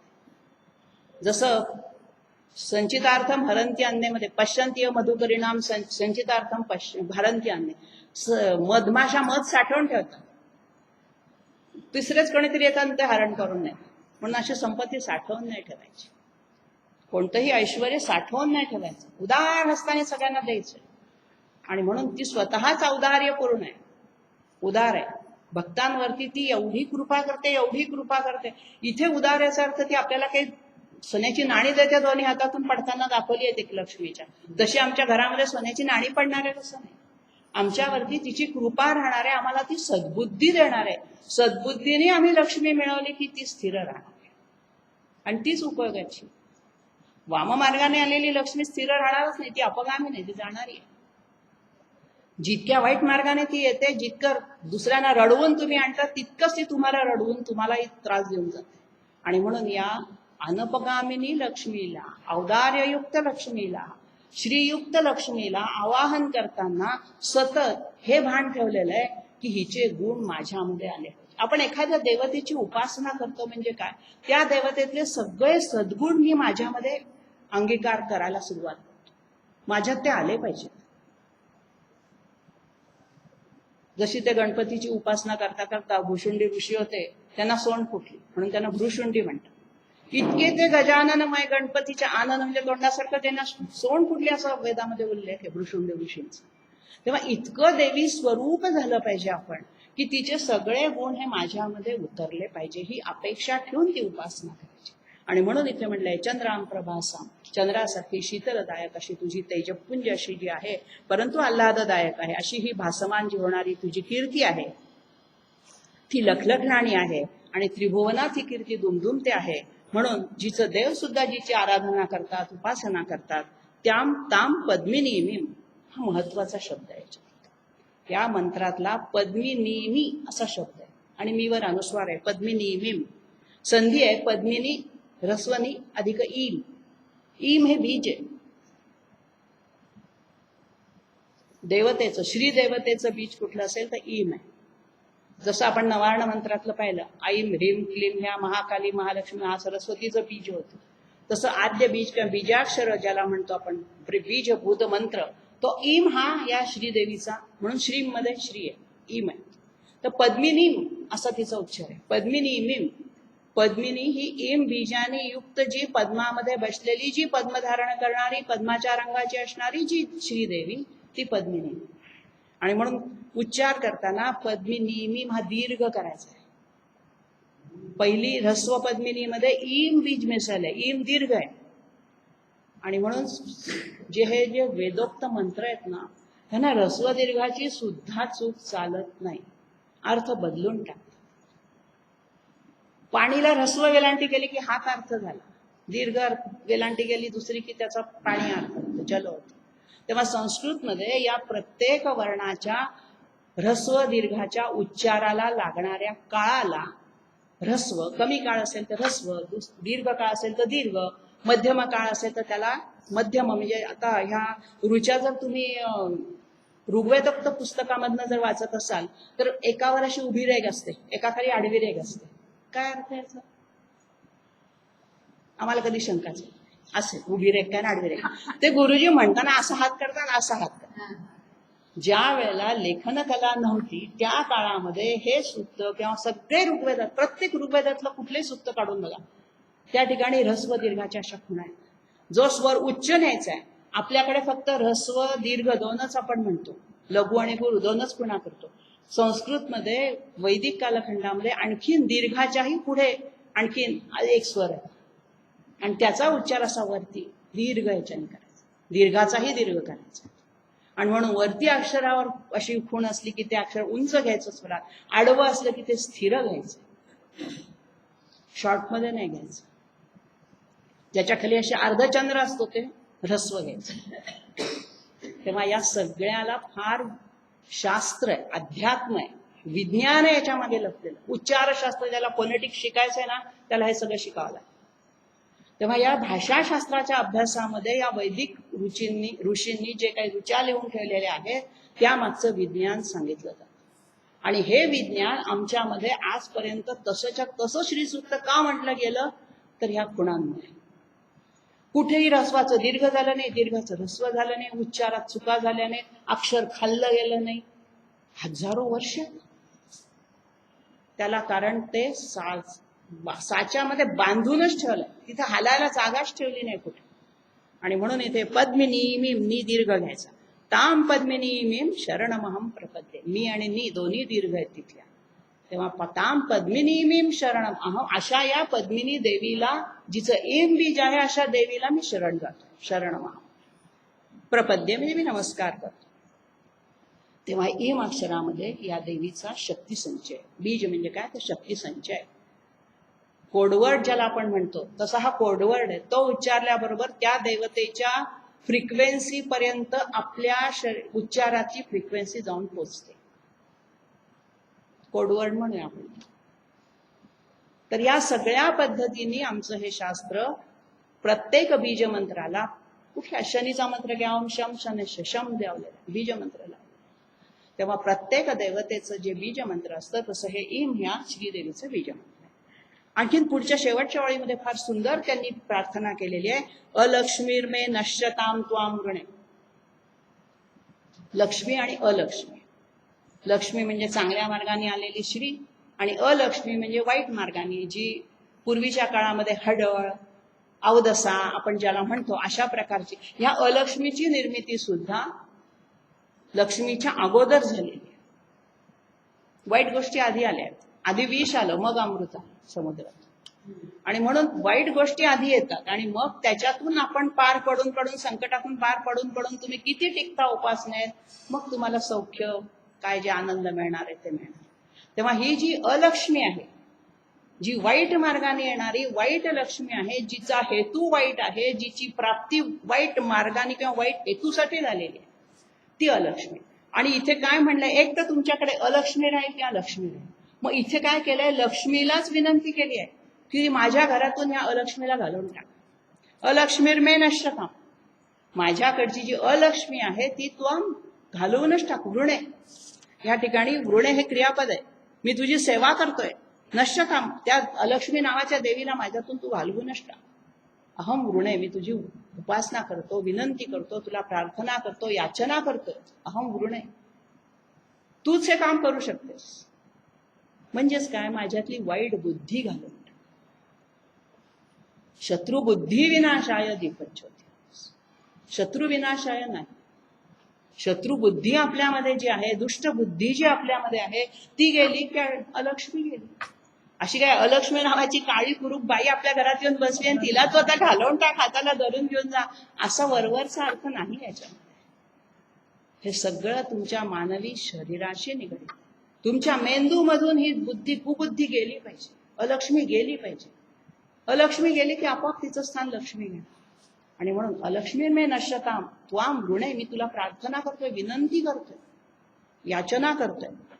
चंद्राम प्रभासाम यशसा ज्वलंतीम, जी चंद्रासारखी आल्हाददायक आहे, जी कीर्तीमुळे जाज्वल्य आहे, जिची कीर्ती, जी या 3 लोकांमध्ये देवांकडनं सुद्धा जिची उपासना केली गेली आहे, जी उदार आहे, औदार्याने युक्त आहे, पद्मामध्ये बसलेली इम बीजाने युक्त अशी शक्तिसंचयाने युक्त आहे, तिला मी शरण जातो. अहम शरण प्रपद्ये. आणि तुला शरण येऊन मी काय मागतो, काय करतो, तर माझ्यातली अलक्ष्मी जी आहे ती माझ्या घरातून तू घालवून दे. तेव्हा या 5व्या मंत्रामध्ये हे सगळं दारिद्र्य देवतेचं जे अलक्ष्मीचं वर्णन आहे ते पुढे पण केलेलं आहे. पुढच्या 6वा जो रुचा आहे, 6वा मंत्र जो आहे तो त्रिष्टुप छंदातला आहे. आदित्यवर्णे तपसोऽधिजातो वनस्पतिस्तव वृक्षोथ बिल्वा तस्य फलानि तपसा नुदन्तु मायांतरायाश्च बाह्या अलक्ष्मी. पुन्हा अलक्ष्मीचं वर्णन. इथे बिल्व शब्दाचा उल्लेख आलाय. बेलाचा वृक्ष हा लक्ष्मीच्या तपश्चर्येपासून निर्माण झाला अशी कथा आहे. आणि लक्ष्मीला बेल अतिशय पुत्रवत आहे, तिला तो आवडतो. आपल्याला फक्त शंकराला बेल वाहतात एवढंच माहित आहे, पण लक्ष्मीला बेल अतिशय प्रिय आहे. श्रीदेवीला नवरात्रामध्ये बेल वाहणं हा अत्यंत तिचं आवडतं आहे, बेलाचा वृक्ष. आणि म्हणून बेलाच्या वृक्षाचं जर तुम्ही वैज्ञानिक महात्म्य पाहिलं, फुलं न येता फळ देणारा वृक्ष. त्याला फुलं येतच नाही, एकदम फळं लागतात. आणि ती बेलफळं सुद्धा औषधी असतात. म्हणून हा आमच्या कर्माच्या वासनांची फुलं फुलूच देऊ नकोस. आध्यात्मिक अर्थ जर घेतला तर आमच्या बेलासारखी तू, बेलावर तिने पुत्रवत प्रेम केलंय, मग बेलासारखं आमची वृत्ती कशी झाली पाहिजे? आम्ही कर्माच्या वासनांची फुलंच फुलवत बसतो. नकोय, आम्हाला मोक्षरूपी फळ पाहिजे. एकदम फुलं न येणारा, फळ देणारा असा वृक्ष नाही. आधी फुलं येतातच त्याला, पण हा बेलाचा वृक्ष असा आहे. आणि म्हणून हा अतिशय पवित्र आहे. आपण त्या हरताळकेच्या कथेत पाहतो की बेलाच्या झाडाची पानं खाऊन तिने अपर्णा, त्या गिरीजा पार्वतीने उपासना केली. काही वनस्पतीच अशा होत्या की पूर्वी ज्या खाल्ल्या, ज्याच्या पानांच्या सेवनाने किंवा ज्यांच्या फळांच्या सेवनाने तहान भूक पूर्णपणे नष्ट होत असते. आणि म्हणून इतके वर्ष बिना अन्न पाण्याने ते तपश्चर्या करू शकत असत. आपल्या तपश्चर्येमध्ये विघ्न आणतात ती क्षुधातृषाच आणते. आणि म्हणून हा बेलाचा वृक्ष सांगायचा मतलब असा आहे की हा बेलाचा वृक्ष या लक्ष्मीला पुत्रवत प्रिय आहे. म्हणून वनस्पतीस्तव वृक्ष अथ बिल्वा, तुझा जो आवडता वृक्ष आहे, वनस्पती जी आहे तुझी, तो बिल्व वृक्ष. कसा आहे तो? तपसोऽधिजाता, तुझ्या तपश्चर्येतून अधिजात म्हणजे निर्माण झालेला, उत्पन्न झालेला आहे. कशी आहेस तू? आदित्यवर्ण. इथं तिला सूर्याच्या तेजाची उपमा. आदित्य म्हणजे सूर्य. आता मागच्या श्लोकामध्ये चंद्राप्रमाणे होती, आता सूर्याची म्हटली आहे. आक्षेप घेणारे म्हणतात एकदा चंद्र म्हणता, एकदा सूर्य म्हणतात. ती नेमकी आहे कोणती? एकदा म्हटलंय पिंगलाम माली, पिंगल वर्णाची. परिस्थितीनुसार, गरजेनुसार ही वेगवेगळी रूप जशी आई धारण करते, ती आपली आईच आहे, माताच. भक्तांसाठी ती चंद्राप्रमाणे असे, दुष्टांसाठी ती सूर्याप्रमाणे असे. आदित्यवर्णे तपसोऽधिजातो, हिरण्याप्रमाणे तळपणारीच आहे ती. आणि म्हणून आदित्याचा जो सूर्याचा तळपता रंग आहे, लखलखता रंग आहे, तोच तिचा आहे. तपसः अधिजाता, अशा लखलखीत आदित्यवर्णाच्या तू तपश्चर्या केल्यानंतर तुझ्यापासून जन्माला आलेला, तुझ्या तपश्चर्येतून तपसोऽधिजाता हा असा बिल्व वनस्पती हा निर्माण झालेला. तस्य फलानि तपसा नुदंतु, नुदंतु म्हणजे नष्ट करो. काय नष्ट करो? मायांतरायाश्च बाह्या लक्ष्मी. त्या बिल्वाच्या फळांना किंवा बेलाच्या वृक्षाला विनंती केलेली आहे की तू आमच्यातली अलक्ष्मीची जी काही रूपं आहेत ती सगळी माया आणि अंतराय या सगळ्यांना नष्ट कर. बाह्य अलक्ष्मी, बाह्य लक्ष्मी जी आहे, वाईट मार्गाने येणारी जी लक्ष्मी आहे ती तू आमची दूर कर. आता या बेलाच्या पानाला 3 पानं, 3 हे असतात. ऋग्वेद, यजुर्वेद आणि अथर्ववेद असं त्याला 3 उपमा दिलेली. तिन्ही वेदांचं त्या ठिकाणी एकत्रीकरण झालेलं आहे. म्हणजे एक बेलाचं पान वाहणं म्हणजे तिन्ही वेदांचं साररूप वाहणं असं त्या ठिकाणी म्हटलेलं आहे. तेव्हा पहाटेच्या वेळेला उषा नावाची जी कालाची सूर्योदयाच्या पूर्वीचं जे असतं, ह्या सूर्याची जी नावं आहेत ना, इथे जो आदित्य शब्द आलाय हा सूर्योदयानंतरचा सूर्य नाहीये. सूर्योदय होण्यापूर्वीचा जो सूर्य असेल त्यालाच आदित्य म्हणायचं, नंतरचा तो सूर्य होतो. म्हणजे तांबूस रंग ज्या वेळेला तो उगवताना असतो, ती जी तांबूस छटा आहे तशी या लक्ष्मीची तांबूस छटा आहे, आदित्य वर्ग. आणि म्हणून आदित्य शब्दामध्ये उगवण्याच्या पूर्वीचा, सूर्योदयापूर्वीचा सूर्य अपेक्षित आहे. उषक काल त्याला आपण म्हणतो, उषा. आणि म्हणून या उषेसारखी अंगकांती जिची आहे आणि पक्षीगण तिला जागे करतायत सगळे असे, त्यावेळची जी अवस्था आहे ती यामध्ये वर्णन केली आहे की तपसहा अधिजातः, तुझ्या तपश्चर्येमधून. आता ह्या देवतांचं तप म्हणजे काय? श्रीदेवी तपश्चर्याला बसली असा अर्थ नाही. देवतांच्या तपश्चर्येतून म्हणजे सामर्थ्यातून, शक्तीतून, त्यांच्या अंगी असणारं जे सामर्थ्य आहे, शक्ती आहे, त्याच्यातून निर्माण झालं. देवदार वृक्षाचं तसंच वर्णन आहे. कालिदासाच्या कुमार संभवचं काढलं तर त्याच्यामध्ये असंच म्हटलं की पार्वतीच्या तपश्चर्येच्या त्यांनी तिथे पौराणिक अर्थ केलाय त्याला की अंगातून घाम फुटला आणि त्याचा तो देवदार वृक्ष झाला. कुमार संभवमध्ये खूप त्याचं वर्णन केलं. तेव्हा हे वृक्ष जे पवित्र वृक्ष आहेत ना, यांना कुठल्या तरी देवतेशी सांगड घातली. दुर्वांची सांगड घातली गणपतीशी. औषधी वनस्पतींचा वापर आपल्या व्यवहारामध्ये आपण केला पाहिजे. त्याच्या मागचं विज्ञान सांगून तुम्ही ऐकणार नाही. आध्यात्मिक सांगितली, आमच्याकडे अशी पद्धत आहे, गणपतीला दुर्वा व्हायच्या, बेल शंकराला व्हायचा, देवीला व्हायचा, लाल रंगाचं फुल देवीला व्हायचं की आम्ही व्हायचं. मग आता त्याच्यातलं विज्ञान शोधून काढायची पुन्हा वेळ आली. आणि म्हणून या आदित्य वर्ण आहे तपसोधी जातो वनस्पती सव वृक्ष होतो बिल्वा तस्य फलानी तपसानुदंतु. नुदंतु तिथे क्रियापद आलेला आहे. आणि म्हणून हे काय होतं, ह्या बिल्बाचं फळ जे आहे, हा फळ जो आहे हा फुलं न येता देणारा, त्या अर्थी आमच्या कर्मफळाच्या वासनांची फुलं आमची त्या मनामध्ये फुलू देऊ नकोस. आणि हे बेलाच्या वृक्षा निसंगाने आमच्या अंतरामधला, आमच्या मनामधला जो मायामोह आहे, मायांतराय, अंतराय मी आतला मायामोह दूर कर आणि बाह्य अलक्ष्मी दूर कर. दोन्ही मागण्यात मायांतरायाश्च बाह्य अलक्ष्मी. माया अंतराळामधली म्हणजे माझ्या अंतःकरणामधली माया दूर कर, मायामोह दूर कर. आणि बाह्य अलक्ष्मी पण माझी दूर कर. जी वाईट लक्ष्मी येणार आहे माझ्याकडे, माझी जी वाईट बुद्धी आहे बाह्य बाबतीमध्ये वागण्याची, व्यवहारात, ती पण तू दूर कर. पुढे 7वा. उपैतु माम देव सख कीर्तिश्च मणिनासह प्रादुर्भूतोऽस्मि राष्ट्रेस्मिन् कीर्तिं वृद्धिं ददातु. मला कीर्ती दे, वृद्धी दे, ऐश्वर्य दे. सगळ्या कामना केलेल्या आहेत. कोणाकडे? देवसख. देवांचा सखा म्हणजे इथे कुबेराचं वर्णन आहे. कुबेराने शंकराची उपासना केली आणि शंकराला प्रसन्न करून घेतलं आणि देवांचा खजिनदार म्हणून त्याची नेमणूक झाली. तर लक्ष्मी ही संपत्तीची, ऐश्वर्याची देवता आहे आणि तिचं रक्षण करणारा कुबेर आहे. म्हणून कुबेर तिला पुत्रवत. म्हणून आपण लक्ष्मीपूजनाला कुबेराची पण पूजा त्या वेळेला दिवाळीत करतो. तेव्हा उपयतू म्हणजे जवळ येवो, मला प्राप्त हो. उपएतू संधी केला. कोण जवळ येऊ? माझ्या कुबेर जवळ. कुबेर आला की लक्ष्मी आली. तेव्हा कुबेराला मागे म्हटलेलं इथे देवसखा. कसा येतो? नुसता नको येऊ. कीर्तिष्ट मणीना असं, कीर्ती घेऊन ये, यश घेऊन ये आणि मणी पण घेऊन ये. कुठला मणी? हा चिंतामणी. कल्पवृक्ष, कामधेनू आणि चिंतामणी हे आपल्या पुरातन वाङ्मयामधल्या 3 गोष्टी अशा आहेत की कल्पिलेलं देतात. कीर्ती तर हवीच आहे, पण मणीनासह कीर्ती. हा जो मणी आहे, चिंतिलेलं देणारा चिंतामणी जो आहे, त्याच्यामध्ये जी जी मी कामना मागणार आहे ती सगळी यशाची कामना असणार आहे. मणिनासह यश, कीर्ती. तेव्हा प्रादुर्भूत हा अस्मी राष्ट्रे, इथे राष्ट्र संकल्पना आलेली. स्वतःसाठी नाही मागितलं. अस्मिन राष्ट्रे प्रादुर्भूत. मी या ज्या राष्ट्रामध्ये जन्माला आलेलो आहे, ज्या राष्ट्रामध्ये मला जन्म मिळालेले आहे, त्या राष्ट्राची, त्या संपूर्ण देशाची कीर्ती वृद्धिं ददातु. त्या राष्ट्राची कीर्ती पसरू दे. त्या राष्ट्राला ऐश्वर्य संपन्न कर. मे ददातु, मला दे. राष्ट्र संपन्न सुराष्ट्रेस्मिन असं सुद्धा काही ठिकाणी उल्लेख आहे. तेव्हा प्रादुर्भूत हा अस्मी सुराष्ट्र, या सुराष्ट्रामध्ये, चांगल्या राष्ट्रामध्ये माझा जन्म झालेला आहे. तेव्हा या देशात मी जन्म गेलाय, त्या देशालाही कीर्ती दे आणि चिंतिलेलं देणारा मण्यासहित तू ये. म्हणजे सगळ्या आमच्या कामना तू पूर्ण कर. तेव्हा ही गौरवाची, ऐश्वर्याची देवता आहे. ती भगवंताची विभूतीच आहे.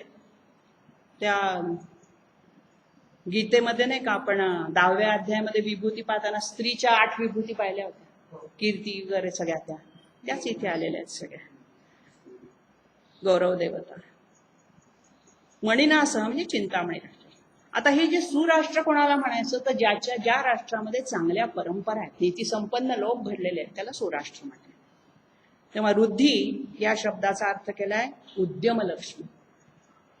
महाभारतामध्ये व्यासांनी उद्योग पर्वामध्ये लक्ष्मीचं स्वरूप उद्यमलक्ष्मी असं केलं. उद्योग करून मिळवणारी, ऐती नको आम्हाला, कष्ट करून श्रमलक्ष्मी, उद्योगलक्ष्मी असं तिचं वर्णन केलेलं आहे. तो अर्थ या रुद्धीमध्ये आलेला आहे. अखंड कार्यमग्न मला राहू दे, कीर्तीम रुद्धीम ददातु मे, नुसती कीर्ती नको, तर रुद्धी म्हणजे कष्टामध्ये मला सतत ऐश्वर्य मिळवण्यासाठी लागणारे परिश्रम माझ्या हातनं घडू दे, अशी उद्यमलक्ष्मी मला तू दे. पुढचा 8वा मंत्र. हे सगळे पुन्हा अनुष्टुप वृत्तातले 7 ते 14 श्लोक जे आहेत ते अनुष्टुप वृत्तातले. क्षुत्पिपासा मलाम ज्येष्ठाम अलक्ष्मी नाशयामहम. परत अलक्ष्मीचा उल्लेख आहे. ती ज्येष्ठा आहे, लक्ष्मीच्या आधी जन्माला आलेली आहे, म्हणून अहम नाशयामी, त्या अलक्ष्मीचा मी नाश करणार आहे. कशी आहे ती? क्षुत्पिपासा मला. क्षुत म्हणजे भूक, क्षुधा, पिपासा म्हणजे तहान, तृषा, आणि अमला, इथे संधी करायचा आहे अमला. क्षुत पिपासा अमला, मलिन आहे ती. तेव्हा सॉरी इथे नाही येतो, पुढे क्षुत पिपासा मलाम, मलामचा अर्थ करायचा इथे. तेव्हा या ज्येष्ठा लक्ष्मीला अलक्ष्मीला काय मागितलेलं आहे की माझ्यामध्ये असणारा जो काही दुष्ट, कुविचार, दुराचार तो सगळा निघून जातो. आणि म्हणून दुष्टाचरण माझ्या हातनं होऊ देऊ नको. अभूती आणि असमृद्धी. अभूती म्हणजे जे ऐश्वर्य नाही ते म्हणजे काय? असंतुष्ट. ऐश्वर्य नसल्यावर काय होतं मनाची स्थिती? असंतुष्ट.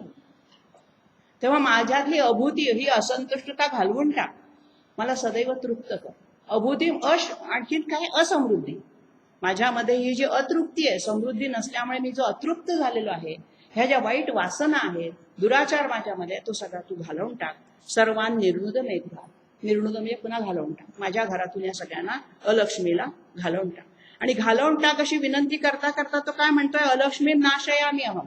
मीच नाश करतो आता या लक्ष्मीचा. केवढी त्याची आत्मविश्वासाची प्रगती बघा. आधी जातवेदाला प्रार्थना, मग मी स्वतःला सांगतोय, आणि आता म्हणतो ते लक्ष्मीला दूर करायला तुला सांगतच नाही, मीच करतो आता अलक्ष्मीला. आधी लक्ष्मीला सांगितलं की माझ्या घरातून अलक्ष्मीला निर्णुद मेघा. आता इथे काय म्हणतोय? अलक्ष्मी नाशयामी अहम. ती जी ज्येष्ठ आहे, अलक्ष्मी तुझ्यापेक्षा मोठी आहे, तिला आता मीच घालवतो.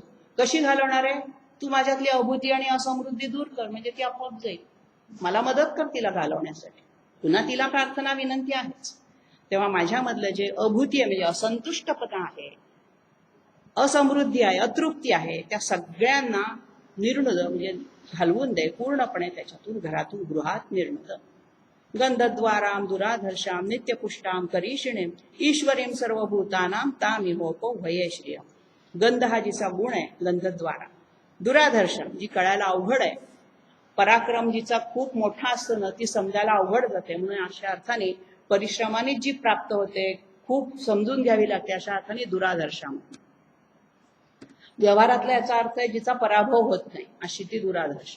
नित्यपुष्ट, कायमची पुष्ट करणारी, धनलक्ष्मी, धान्यलक्ष्मी मधले.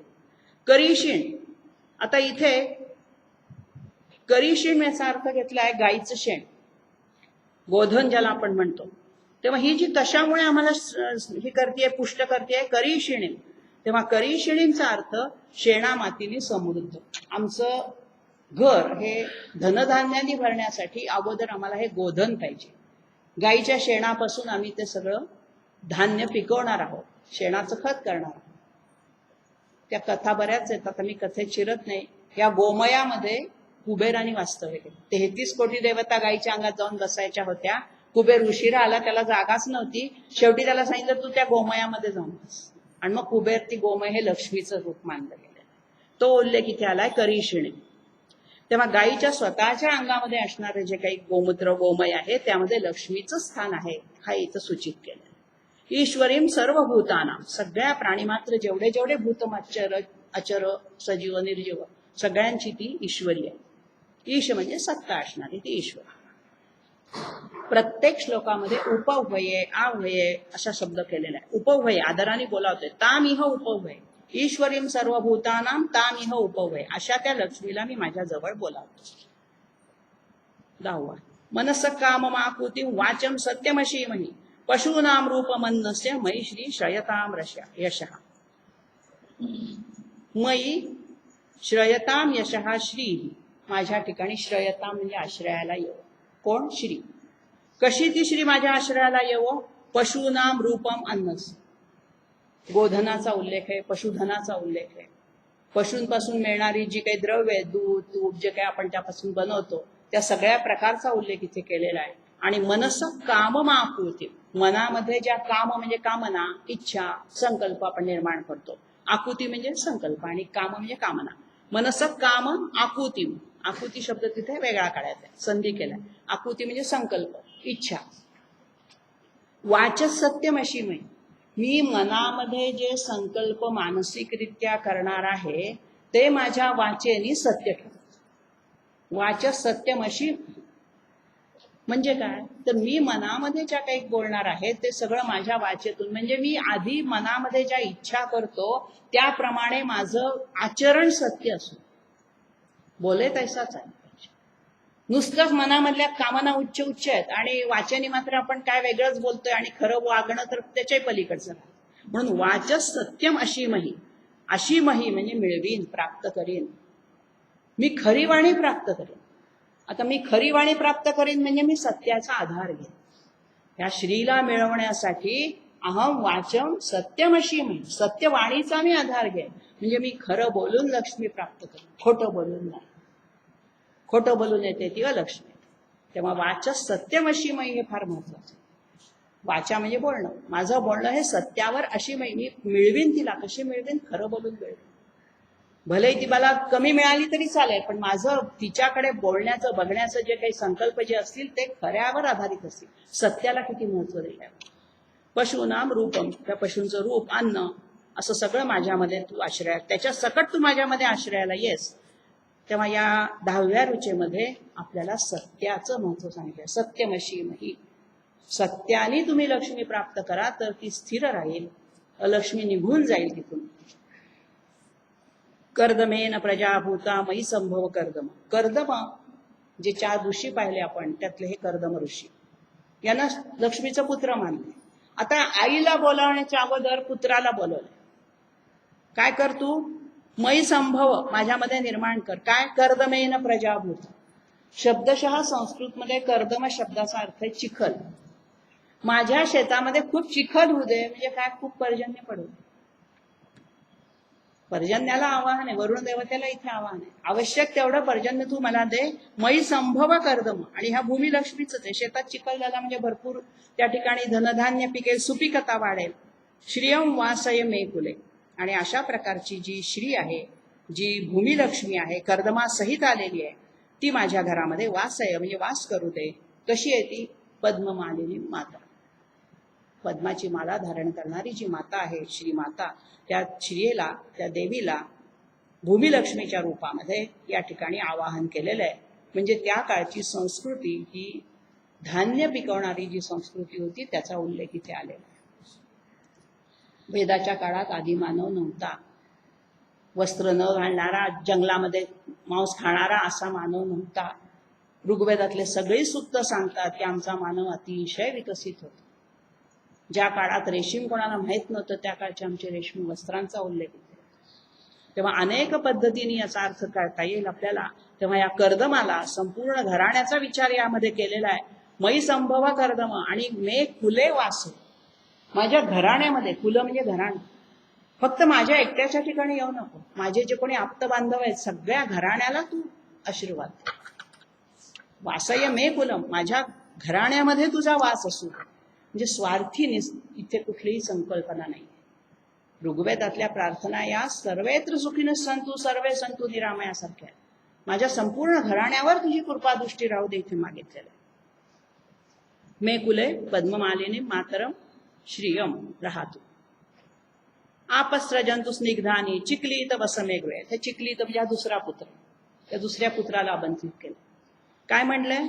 निचदेवी मातरम, तू तर राहा वसमे गृहे, माझ्या घरी तू राहा. म्हणजे काय होईल, तुझ्या पाठोपाठ तुझी आई आहे. मातरम वासय मे कुले, त्या देवी मातेला सुद्धा तू माझ्या बरोबर आण. आपसृजन तू स्निग्धानी, यामध्ये आपतत्वाचं वर्णन आलेलं आहे. अध्यात्मातलं जर आपण आपतत्व पंचमहाभूतातलं पाहिलं तर पहिला जीव या जलतत्वात आपतत्वात पाण्यात निर्माण झाला. आणि म्हणून या आपतत्वाची जी देवता ती इथे श्री देवता मानलेली आहे.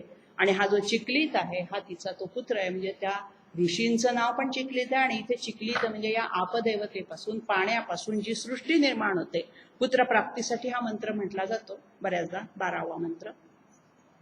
कारण सृजनशीलतेचं सामर्थ्य आपतत्वामध्ये असतं. आणि या श्लोकात आपतत्वाला आवाहन आहे. सृजनशीलता जी असते, आपला गर्भ सुद्धा जो वाढतो त्या गर्भ जलामध्ये वाढतो, पोटामध्ये आईच्या. तेव्हा जल तत्व आपतत्व हे आपल्या सृजनशीलतेसाठी पुनरुत्पादनासाठी अत्यंत गरजेचं आहे. आणि त्या आपतत्वाला चिखलीत नाव दिलं.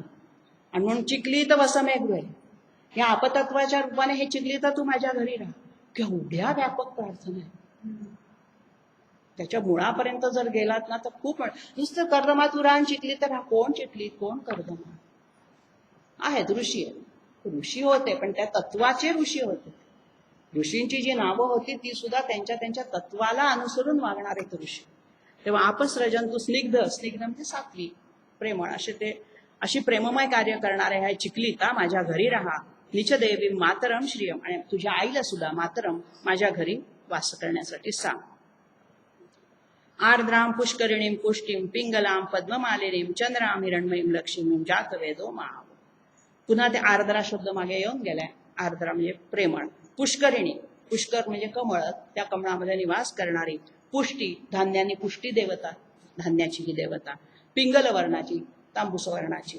पद्ममालिनी, पुन्हा पुन्हा तेच ते शब्द वापरले. पद्म या शब्दाचा उल्लेख या श्री सूक्तामध्ये किती वेळा आलेला. तेव्हा कमळाला किती महत्व होतं. आज आपल्याला कमळ फारसं मिळत नाही, पण त्या काळामध्ये कमळाची विपुलता होती. चंद्राम हिरण्मयीम लक्ष्मी, ही कशी आहे, चंद्रासारखी शीतलता धारण करणारी ही लक्ष्मी आहे. आणि म्हणून पुष्कर नावाच्या द्वीपामध्ये हे हत्ती तिच्या सोंडेवरती कमळत बसलेल्या हत्ती लक्ष्मीवरती अभिषेक करताना तिथे पुष्कर शब्द वापरला. आणि म्हणून भक्तांचं पोषण करणारी ही सोनेरी पिंगट रंगाची जी पिंगला वर्णाची जी लक्ष्मी आहे पद्ममालिनी, ती कशी आहे, चंद्राम हिरण्मयी, तेजस्वी असून सुद्धा ती चंद्रासारखी शीतल आहे. आणि इथे परत काय म्हटलंय, जातवेद मे आव, पुन्हा आला मूळ पदावर. माझ्याकडनं होईल की नाही, सामर्थ्य आहेत की नाही माझ्यात माहित नाही, म्हणून हे जातवेदा तू माझ्यासाठी आवाहन कर. पुन्हा पुन्हा विनंती आहे जातवेदा. आणि म्हणून 13व्या श्लोकामध्ये चंद्राम हिरण्मयी आहे आणि 14व्या श्लोकामध्ये सूर्याम हिरण्मयी. त्याचं कारण पुढे सांगते. आर्द्राम यष्करिणीम यष्टी, आता इथल्या या लक्ष्मीच्या हातामध्ये ही आर्द्राता आहेच. चंद्राम हिरण्मयी पण आर्द्रा होती, ही पण आर्द्रा आहे, प्रेमळ आहे.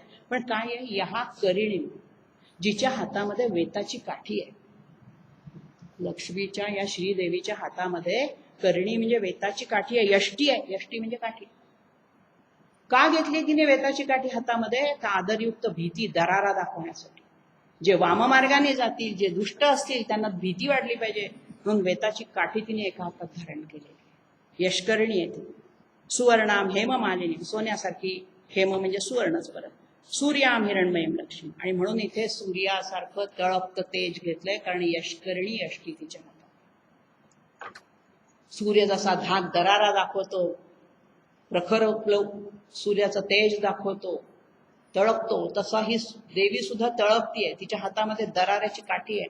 चूक लागतं तुमच्या माथी, नाथाळाचे माथी घालून काठी. तर या सगळ्या नाथाळा लोकांना नीट करण्यासाठी तिने हातामध्ये वेताची काठी घेतलेली आहे. म्हणून यष्टी म्हणजे काठी धारण करणारी, म्हणून ती सूर्य.